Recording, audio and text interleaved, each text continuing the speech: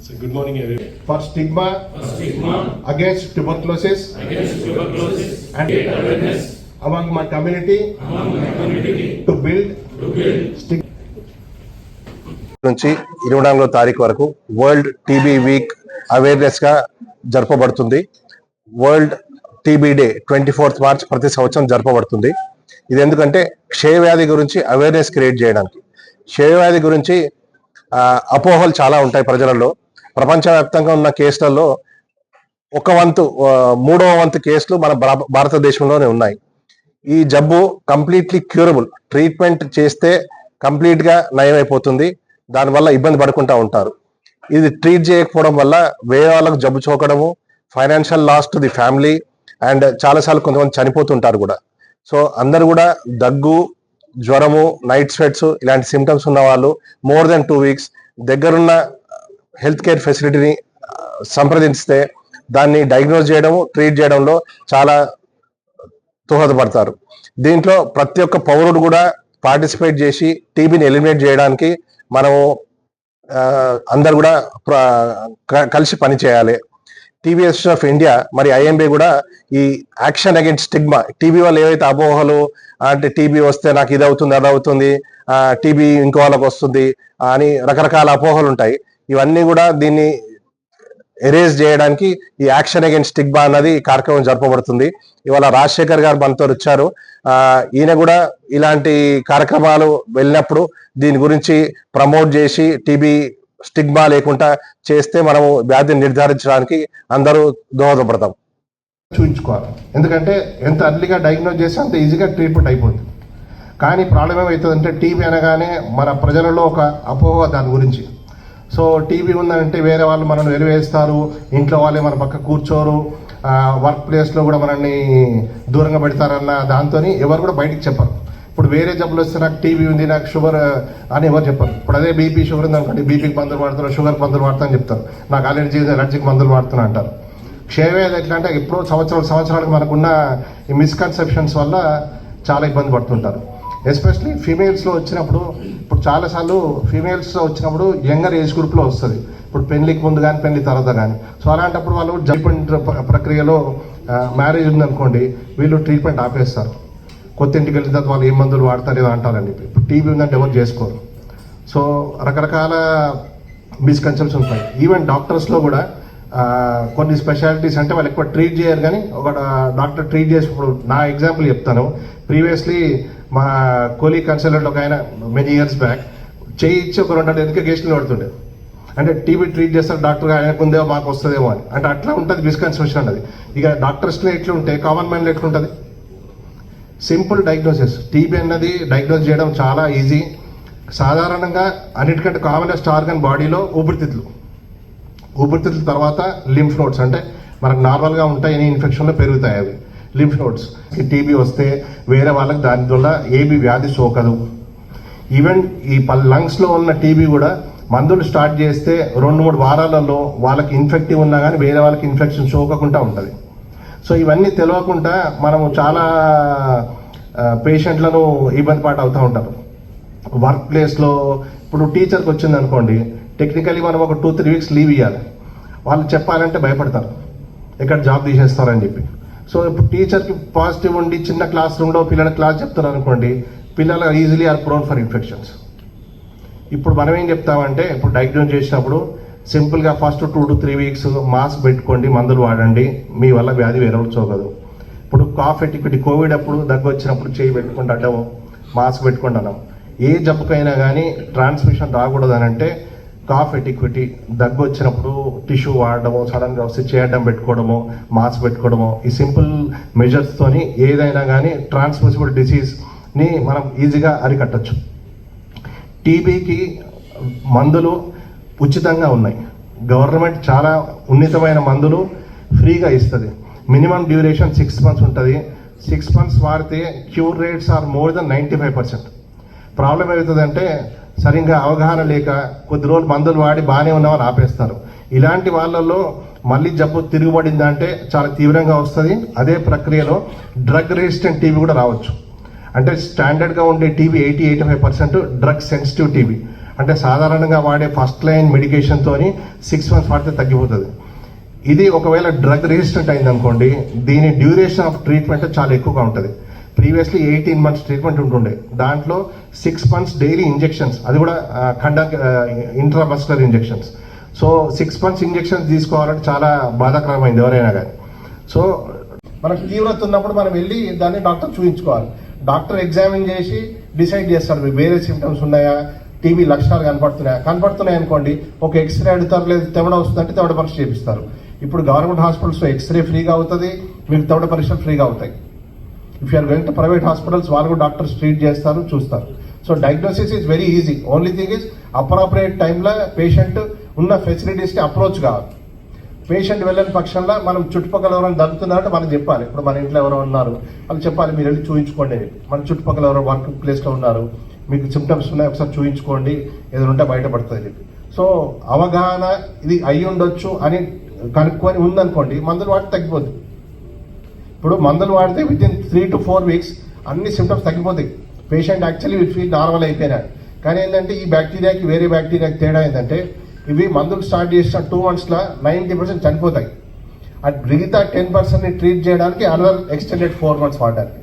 ఇప్పుడు 6 months వాడకుండా 2 months వాడు ఆపేశారనుకోండి, ఆ 10% బ్యాక్టీరియా బాడీలో ఎక్కడ దాక్కుని మెల్లిగా మల్టిప్లై అయ్యి దాని అటాక్, సెకండ్ అటాక్ అనేది చాలా తీవ్రంగా ఉంటుంది మన బాడీ మీద. సో సివియర్ టీబీ వస్తుంది. అప్పుడు లంగ్స్లో క్యావిటీస్ ఫామ్ కావడము, వాళ్ళు బాగా ఆరోగ్యం క్షీణించిపోవడం అట్లానే అవుతాయి. కొన్నిసార్లు డెత్స్ అవుతూ ఉంటాయి. ఇప్పటికి కూడా ఎవ్రీ 3 minutes కూడా డెత్ అవుతుంది టీబీ వల్ల ప్రపంచవ్యాప్తంగా. సో టీబీ అన్నది మనకు రాలేదు, నాకు రాదు. ఇప్పుడు చాలా మంది డయాగ్నోస్ చేయగానే నాకు ఎట్లా వస్తే టీబీ అంటారు. ఎందుకు రావద్దు నీకు టీబీ? ఎవరికైనా రావచ్చు. భారతదేశంలో ఉన్న ప్రతి ఒక్కరికి టీబీ రావచ్చు. మనము రాకుండా కాపాడాలంటే జాగ్రత్తలు ఏం తీసుకోవాలి? బీపీ షుగర్ ఉన్న వాళ్ళు షుగర్ కంట్రోల్ చేసుకోవాలి. స్మోకింగ్ ఆపేయాలి, తాగేవాళ్ళు ఆల్కహాల్ తీసుకోవాలి, తగ్గించాలి. ఎందుకంటే ఆల్కహాల్ తీసుకోవాలి, ఫుడ్ సరిగ్గా తినరు, మాల్ న్యూట్రిషన్ వస్తుంది. ఆహారం లేని వాళ్ళు, ఇప్పుడు పూర్ పీపుల్ ఉంటారు. ఇప్పుడు గవర్నమెంట్ పథకాలు ఉన్నాయి కాబట్టి ఫుడ్ అవైలబిలిటీ ఉండి కొంచెం అది ఇంప్రూవ్ అవుతుంది. కానీ ఈ 5 risk factors గ్రూప్ ఉన్న వాళ్ళు చాలా జాగ్రత్తగా ఉండాలి, చూయించుకోవాలి. ఇప్పుడు ఎక్కడైనా కానీ గవర్నమెంట్ హాస్పిటల్లో ఫస్ట్ టైం డయాబెటీస్ డయాగ్నోస్ కాగానే వాళ్ళకి అదే టైంలో టీబీ ఉందా అని చూస్తారు. టీబీ డయాగ్నోస్ అయిన పేషెంట్లో ఇమీడియట్లీ ఆయనకు షుగర్ ఉందని టెస్ట్ చేస్తారు.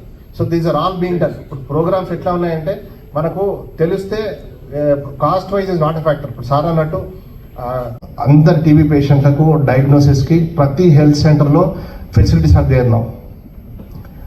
డయాగ్నోస్ చేయడానికి ప్లస్ ట్రీట్మెంట్ మందులు ఉన్నాయి. ఇదే కాకుండా వాళ్ళకు పౌష్టికాహారం తీసుకోవడానికి అని చెప్పి 1000 rupees ఇస్తున్నారు పర్ మంత్ పేషెంట్స్కి, టీబీ పాజిటివ్ పేషెంట్స్కి. ఎవ్రీ మంత్ వాళ్ళకు డైరెక్ట్గా వాళ్ళ బ్యాంక్ అకౌంట్కి వచ్చేస్తాయి, direct bank transfer. 1000 rupees for 6 months all పేషెంట్స్కి. అయితే ప్రాబ్లం ఏమవుతుందంటే టీబీ అనేది నోటిఫై చేయాలి. ఇది ఎవరు నోటిఫై చేయాలి? డాక్టర్ ఎవరైతే డయాగ్నోస్ చేస్తున్నారో వాళ్ళు నోటిఫై చేయాలి. డాక్టర్ చేయని ప్రక్రియలో ఇప్పుడు మందులు కొనుక్కుంటున్న ఫార్మసిస్ట్ అని చేయాలి, లేదనుకుంటే డయాగ్నోసిస్ ల్యాబ్లో కూడా చేయొచ్చు. సో టీబీ నోటిఫైబుల్ డిసీజ్ అయ్యి కూడా చాలా సంవత్సరాలు అవుతుంది. అది నోటిఫై చేయకపోతే యాక్చువల్లీ వీఆర్ పీనబుల్. బట్ గవర్నమెంట్ ఏంటంటే ఆల్రెడీ తక్కువ నోటిఫికేషన్ ఉంది, ఆల్రెడీ వీళ్ళ మీద యాక్షన్ తీసుకుని చేయట్లేదు. కానీ notification rates world wide plus మన దేశంలో కూడా 2020 నుంచి బాగా పెరిగినాయి. అంటే మనం గుర్తిస్తే ట్రీట్మెంట్ చేయొచ్చు. సో అట్లా నోటిఫికేషన్ రేట్స్ పెరిగాయి అండ్ క్యూర్ రేట్స్ కూడా బాగా పెరిగాయి. ఎవరైతే మందులు వాడుతున్నారో వాళ్ళ క్యూర్ రేట్ ఆల్మోస్ట్ 90% వరకు వచ్చింది. కానీ still we're having deaths because of TB. So మనందరం కూడా ఇవాళ నేను కోరేది ఏంటంటే, ఇప్పుడు డాక్టర్లకు ఒకరే బాధ్యత కాదు టీబీ అన్నది. ప్రతి మానవ పౌరునికి, మన దేశంలో ప్రతి ఒక్క పౌరునికి దీనివల్ల బాధ్యత తీసుకోవాలి. వాళ్ళ చుట్టుపక్కల ఉన్న వాళ్ళకి ఎవరికన్నా కానీ దగ్గు, జ్వరము, నైట్ స్వెట్స్ రావడము, ఆకలి కాకపోవడము, వెయిట్ లాస్ అవుతుంది అని అంటే 2 weeks కంటే ఎక్కువ చూయించుకొని దాని తగ్గట్టు ట్రీట్మెంట్ తీసుకుంటే కంప్లీట్ క్యూర్ అవుతుంది. It's not only any one doctor or any leader responsibility, it is every citizen responsibility. So we need to create the awareness for the public. So ఇంతకుముందు ఎవరైతే ఈ డిసీజ్తోని సఫర్ అయినారో వాళ్ళ ఎక్స్పీరియన్స్ కానీ తీసుకోవడం కానీ, so మనం అంటే ఈ డిసీజ్ని డయాగ్నోస్ చేసుకోవడం అంటే general disease curable, but diagnosis is the issue.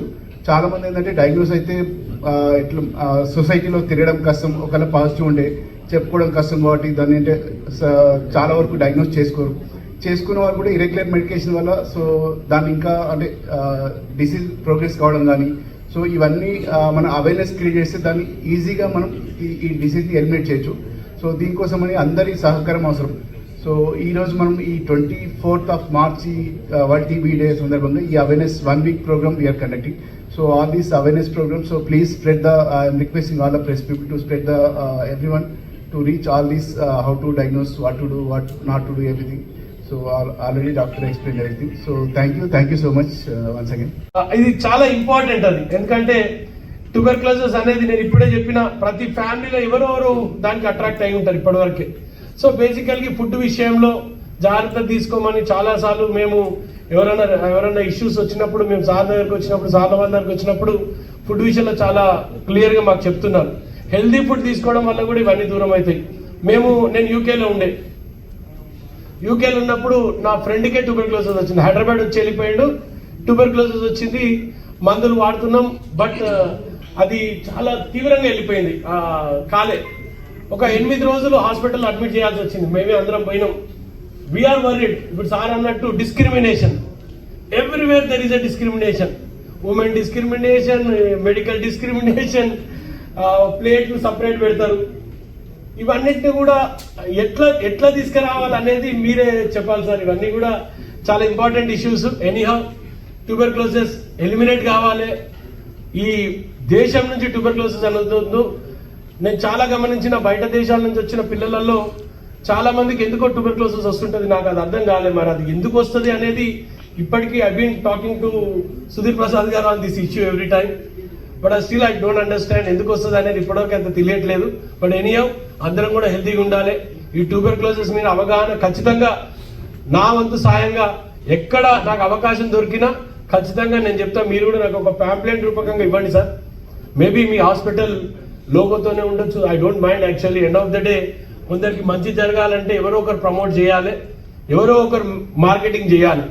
ఎవరు మార్కెటింగ్ చేయాలి, అది ట్యూబర్క్లోసిసా, కార్సినోమానా, ఇంకా ఏదన్నా అనే దాని మీద ఇంకా కూడా నిర్ధారణ ఈ టైం గ్యాప్ లో ఎంతైతే పబ్లిక్ కి అంటే కామన్ గా సిటిజన్ కి ఏదైతే ఇబ్బంది జరుగుతుందో, ఫైనాన్షియల్ లాస్ అనుకోవచ్చు, ఎట్ ద సేమ్ టైం వాళ్ళ మానసిక ఆందోళన, వాళ్ళ ఫ్యామిలీ మెంబర్కి ఎవరికైనా శాంపుల్ ఇచ్చిన తర్వాత హాస్పిటల్లో వాళ్ళు అడుగుతుంటే చెప్పలేని పరిస్థితులు, ఏం జరిగింది, ఏం రిజల్ట్ వచ్చింది, ఏం డయాగ్నైజ్ అయింది అనే దాని మీద ఖచ్చితమైన నిర్ధారణకు ఎందుకు ఫాస్ట్ గా ఇంకా కూడా రాలేకపోతున్నాం. If it is tuberculosis immediate గా నిర్ధారణ జరగకపోతుంది. దానికి తోడుగా చాలా టైం తీసుకునే వరకు ఆ ఫ్యామిలీలో విపరీతంగా డబ్బు స్పెండ్ చేయాల్సి వస్తుంది. డిఫరెంట్ డయాగ్నోస్, సిటీ స్కాన్ అనుకోండి, ఎంఆర్ఐ అనుకోండి, at the same time sample collection చేసి, లింఫ్ నోడ్ బయాప్సీ చేసి, అవన్నీ కూడా చేసి డిఫరెంట్ పూణేకి పంపించడం అనుకోండి, డిఫరెంట్ డయాగ్నోస్టిక్ సెంటర్కి పంపడం వల్ల ఆ డిలే ఆఫ్ టైంలో పేషెంట్ మానసికంగా కూడా ఇబ్బంది పడుతున్నాడు. సో దీనికి కూడా మీరు మీ R&Dలో రీసెర్చ్ అండ్ డెవలప్మెంట్ టీమ్ని మీరు చెప్తేనే ఇవన్నీ జరుగుతాయి. So end of the day one practice maybe public లో ఉన్న ప్రాక్టీస్ ఏంటంటే ఇన్ని డయాగ్నైజ్ చేయడానికి మా దగ్గర నుంచి చాలా డబ్బులు లాగేస్తున్నారు హాస్పిటల్స్ అని ఒక రాంగ్ ఫీలింగ్ అయితే 100% ఉంది.